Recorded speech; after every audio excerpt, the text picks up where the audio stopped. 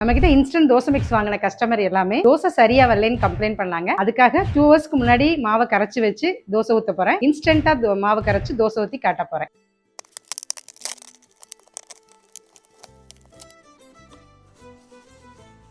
ராகி தோசை செய்யணும்னா 4 ஹவர்ஸ்க்கு முன்னாடி ராகி, அரிசி, உளுந்து இதெல்லாம் ஊற வச்சு அரைச்சு 2 ஹவர்ஸ் மாவை புளிக்க வச்சு தான் தோசை ஊற்றணும். நம்ம இன்ஸ்டன்ட் ராகி தோசை மிக்ஸில் உடனேவும் கரைச்சி தோசை ஊற்றலாம். இல்லை மாவை கரைச்சி வச்சு ஒரு 2 ஹவர்ஸ் கழித்து தோசை ஊற்றுனீங்களாலும் தோசை வரும்.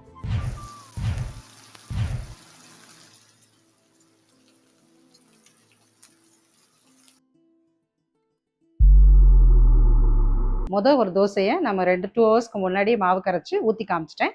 இப்போ இன்ஸ்டண்ட்டாக ஒரு தோசைக்கு அளவாக மாவு எடுத்திருக்கேன். அதில் தேவையான உப்பு போட்டிருக்கேன்.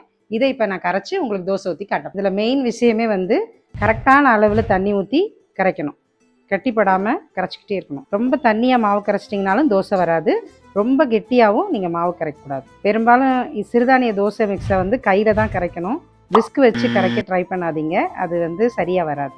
இந்த பதம் கரெக்டாக இருக்கும். மாவு தோசை பதத்துக்கு கரைச்சா போதும். இன்ஸ்டண்ட்டாக கரைச்ச மாவில் தோசை ஊற்றி காட்டுறேன். இந்த எண்ணெய் நான் சொந்த செக்கில் ஆட்டின நல்லெண்ணெய் தான் யூஸ் பண்ணுவேன் நான் தோசை ஊற்றுறதுக்கு. இன்ஸ்டண்ட்டாக ஊற்றினாலும் தோசை வரும். 2 ஹவர்ஸ் மாவை புளிக்க வச்சு ஊற்றினீங்கனாலும் நம்ம தோசை மிக்ஸில் தோசை வரும். இது 2 ஹவர்ஸ்க்கு முன்னாடி மாவை கரைச்சி வச்சு ஊற்றின தோசை.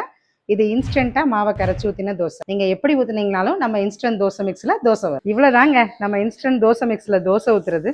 இதுக்கு மேலேயும் உங்களுக்கு ஏதாவது டவுட் வந்துருந்துச்சுன்னா எனக்கு மாவு கரைச்சதை நீங்கள் வீடியோ எடுத்து அனுப்புங்க. உங்கள் டவுட்டை நான் கிளியர் பண்ணுறேன்.